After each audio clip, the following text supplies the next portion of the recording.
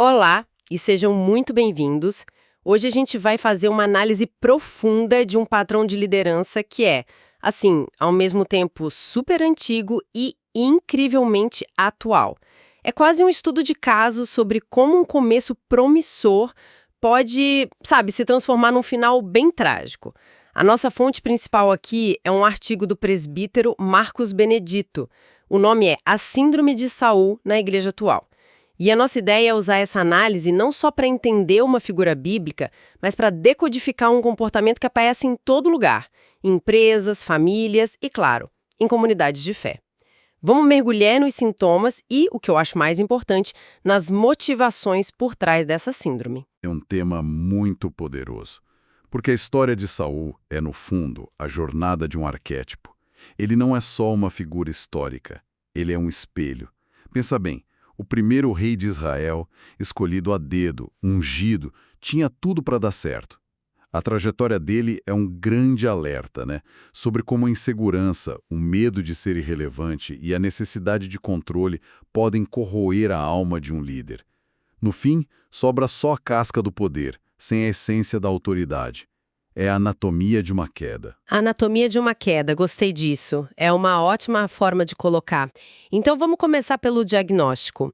O artigo usa essa expressão, síndrome de Saul. O que exatamente ele quer dizer com isso? E cito aqui, quando a pessoa continua ocupando um lugar que Deus já retirou, insistindo em liderar algo que já perdeu a presença e a direção do Senhor. O centro da questão é esse descompasso fatal entre a posição e a unção. A pessoa tem o cargo, tem o título, o crachá. A sala bonita. Exato. Mas a legitimidade espiritual, aquela conexão vital que sustentava a liderança, simplesmente sumiu. É se pegar ao trono enquanto o reino, por dentro, está desmoronando. E o artigo já parte para um sintoma que para mim parece perigosamente sutil. Ele chama de desobediência disfarçada de perseverança. É aquela situação, né? O líder ignora todos os sinais para mudar de rota, mas vende essa teimosia como se fosse um ato de fé. Exatamente. É um mecanismo de auto-engano muito sofisticado. O texto lembra daquela famosa confrontação em 1 Samuel, quando o profeta Samuel diz para Saul: "Eis que o obedecer é melhor do que o sacrificar." Saul tinha recebido uma ordem clara, mas ele modificou. Achou que sabia mais. Ele pensou que um grande sacrifício ia compensar uma pequena desobediência. E a gente vê isso hoje o tempo todo. Líderes que insistem em projetos que já morreram, que não dão mais fruto, e a justificativa é: estou perseverando pela fé. Mas aqui entra uma questão complicada. Onde fica a linha que separa a perseverança que é visionária, que move o mundo, da desobediência que é cega? Porque a história está cheia de líderes que foram teimosos contra tudo e todos, e no final estavam certos. Como é que a gente diferencia uma coisa da outra na prática? Essa pergunta de $1 milhão. E a resposta, segundo a lógica do texto, está no fruto e na fonte dessa teimosia. A perseverança que vem da fé genuína, mesmo quando parece loucura, geralmente produz vida, crescimento. Ainda que seja lento, existe paz mesmo na dificuldade. Já a teimosia que nasce do ego, da recusa em admitir um erro ou o fim de um ciclo, essa produz um ambiente pesado, de controle, de um esforço humano que é exaustivo. Faz sentido. A fonte não é mais a direção de Deus, mas o medo do líder de perder a relevância. Ele não está mais servindo a visão, ele está forçando a visão a servi-lo. Essa distinção é fundamental, entre servir a visão e fazer a visão servir ao ego. Isso nos leva direto ao próximo sintoma, que é talvez o mais sombrio de todos: a perseguição ao sucessor. A relação de Saul com Davi é o exemplo clássico, né? É o ponto de virada da tragédia. Um líder saudável, ele prepara, ele abençoa a próxima geração. Ele fica feliz com o sucesso dos seus liderados. Mas o líder com a síndrome de Saul vê o surgimento de um novo talento não como uma bênção, mas como uma ameaça existencial. O texto é muito claro nisso. Em vez de abençoar, ele bloqueia. Em vez de treinar, ele compete. Em vez de passar o bastão, ele tenta quebrar as pernas do próximo corredor. Perfeito, é isso. A fonte cita 1 Samuel 18, que diz: "E Saul, olhava para Davi com maus olhos desde aquele dia em diante. Esse mal olhado não é passivo, é uma postura ativa de sabotagem, que nasce da inveja e do pavor de ser substituído. Nossa, essa parte da perseguição me chama muito a atenção, porque a gente vê isso o tempo todo, e não só em igrejas, em empresas, na política, até no meio artístico. O que faz um líder, que deveria ser um mentor, se transformar no maior inimigo do seu protegido? É só inveja ou tem algo mais fundo ali? Tipo o medo de que o sucesso do outro invalide a sua própria história? É exatamente isso. É mais profundo que a inveja. A inveja diz, eu quero que você tenha. O espírito de Saul diz, eu não quero que você tenha, porque o seu brilho revela a minha escuridão. O sucesso de Davi funcionava como um espelho para Saul, sabe? Refletia tudo que ele tinha perdido. Cada vitória de Davi era um atestado público da decadência de Saul. Eu já vi isso de perto numa organização. Tinha um diretor brilhante, mas já envelhecido nas ideias.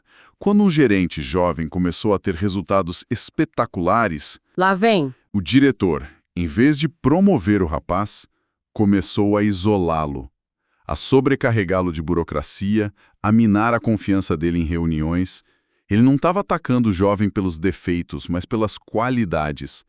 É um mecanismo de autopreservação totalmente destrutivo. E essa ideia de se agarrar ao poder externo quando o interno já foi embora.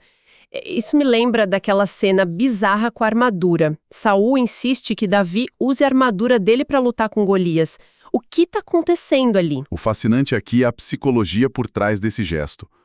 Um líder que perdeu a unção, a conexão real, ele se agarra desesperadamente aos símbolos externos. O cargo, a mesa, o título e, nesse caso, a armadura. A tentativa de colocar a armadura em Davi é uma tentativa de replicar a si mesmo. De criar um clone. No meu molde, é uma forma de controle sutil. Como ele não consegue mais gerar a vitória, ele tenta pelo menos ser o padrão da vitória dos outros. É como um fundador de uma startup que já não inova mais, mas insiste que o novo CEO use exatamente o mesmo processo que ele usava há 10 anos, mesmo que o mercado tenha mudado completamente. Perfeito, é isso. É sufocar a inovação e o dom individual em nome da tradição e do controle. E Davi, muito sabiamente, recusa a armadura. Ele fala, nunca experimentei isso. Ele entende que precisa lutar a batalha de Deus com as armas que Deus lhe deu. Uma funda, 5 pedras. E não com a armadura vazia de um rei que perdeu a coragem. Líderes com a síndrome de Saul sempre vão tentar colocar a armadura deles nos outros, porque isso valida o método deles, mesmo que o método já não funcione mais. E falando em coragem ou na falta dela, a gente chega em outro sintoma, a paralisia diante do gigante. O artigo destaca que Golias afrontou Israel por 40 dias e Saul, o rei guerreiro, não fez absolutamente nada. E essa paralisia é uma consequência direta da perda da unção. O líder com a síndrome de Saul, como diz o texto, ele prefere administrar a crise do que vencê-la. Por quê? Porque vencer a crise exige fé, exige risco, e ele já não opera mais nessa moeda. Administrar a crise, por outro lado, permite que ele mantenha a aparência de controle. Ele convoca reuniões, faz planejamentos, pede relatórios. Fica ocupado. Ele parece ocupado, parece estar no comando, mas na verdade está só gerenciando a própria irrelevância. E qual o resultado prático disso para a comunidade ou para a organização que ele lidera? Estagnação. O artigo descreve um cenário desolador. Não tem mais milagre, não tem arrependimento, não tem crescimento genuíno. A experiência, seja espiritual ou organizacional, vira uma obrigação, um conjunto de regras humanas, um peso. Aquele compromisso vibrante com um propósito maior é substituído por cumprir tabela. É uma existência em modo de sobrevivência. O objetivo não é mais conquistar novos territórios, mas só não perder o que já se tem. E é exatamente nesse cenário de paralisia que surge alguém que não pede permissão. Davi chega no acampamento, ouve a afronta do Golias e, movido por uma indignação santa, faz a pergunta que ninguém ousava fazer. Quem é este incircunciso filisteu para afrontar os exércitos do Deus vivo? Ele não preenche um formulário, ele age. E esse é o ponto que sempre vai ameaçar o sistema de Saul. Pessoas que têm uma conexão genuína com o propósito não dependem de estruturas mortas para agir. Elas respondem à necessidade do momento com os recursos que têm.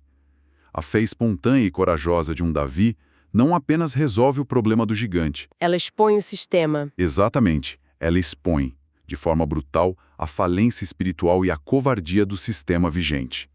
A presença dele era em si um julgamento da liderança de Saul. Certo. Já dissecamos os sintomas, que são bem claros. Agora, vamos mais fundo.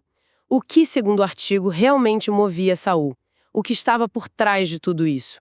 Qual era a raiz da disfunção dele? O texto aponta por uma combinação bem tóxica de ego e busca por poder. E a prova cabal disso, o momento em que a máscara cai, está em 1 Samuel 15. Logo depois de ser confrontado pela desobediência, a primeira reação de Saul não é buscar o perdão de Deus. A preocupação dele é outra. Ele diz para Samuel: pequei, honra-me, porém, agora diante dos anciãos do meu povo. Nossa! Percebe? O que mais preocupava ele não era a ruptura da sua relação com Deus, mas o que o povo ia pensar. A imagem pública era mais importante que a saúde espiritual. Ele estava mais preocupado em salvar as aparências do que em salvar a alma. Isso se conecta com o medo da irrelevância que a gente viu na reação dele àquela canção das mulheres. Saul matou milhares, porém Davi 10 milhares.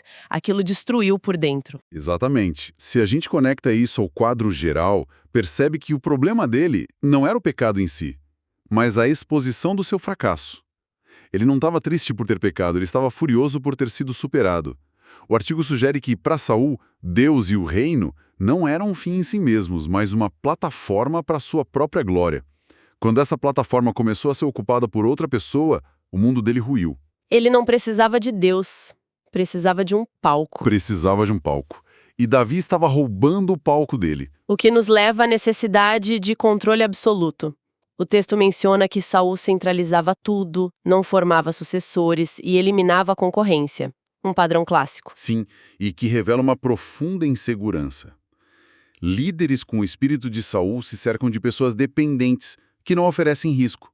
Pessoas competentes e com iniciativa são vistas como ameaça.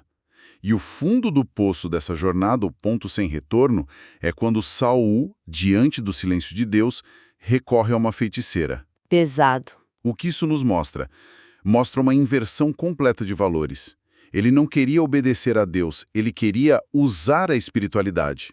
Qualquer espiritualidade, até a proibida, para obter informações e manter o controle. Deus deixou de ser uma autoridade a quem ele se submetia e se tornou uma ferramenta que ele tentava manipular. Quando a ferramenta falhou, ele procurou outra. É a instrumentalização do sagrado. Então, se fôssemos resumir as forças que moviam Saul, a energia por trás dele, qual seria a lista com base no texto? O artigo é bem direto nisso. O que movia Saul não era zelo, não era amor pelo povo, não era devoção. Eram forças muito mais terrenas. Poder, status, reconhecimento, controle. E na raiz de tudo, um medo paralisante de perder o seu lugar, de se tornar obsoleto. E é por isso que a análise conclui com aquela frase demolidora.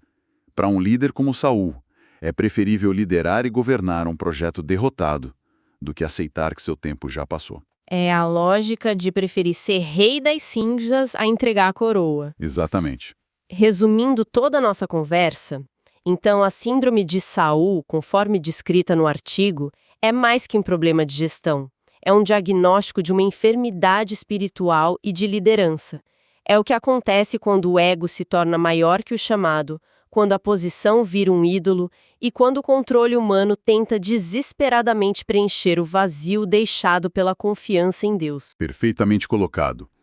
E o autor amarra tudo isso com uma citação do profeta Oséias. O meu povo foi destruído porque lhe faltou o conhecimento. Ele argumenta que essa falta de conhecimento não é intelectual, é relacional. É a falta de temor a Deus. Quando esse temor se vai, o controle humano, com toda a sua paranoia e toxicidade, assume o comando. Mas o texto não nos deixa nesse lugar sombrio. Ele termina com uma nota de esperança. Cita Atos, que nos lembra que apesar dos Saulos que inevitavelmente surgem, Deus continua em sua busca por levantar pessoas conforme o meu coração, como Davi. A renovação é sempre o plano de fundo da história. É uma conclusão poderosa. E me deixa com uma reflexão final para quem nos acompanha. O artigo foca, naturalmente, em líderes em posições formais. Mas eu me pergunto, até que ponto essa síndrome, esse apego a um papel, a uma identidade ou a um projeto que claramente já não tem mais vida, pode se manifestar na vida de qualquer um de nós? Mesmo longe dos púlpitos, dos escritórios de CEO ou dos tronos. Até que ponto todos nós corremos o risco de tentar manter viva, à força, uma armadura que já não nos serve mais?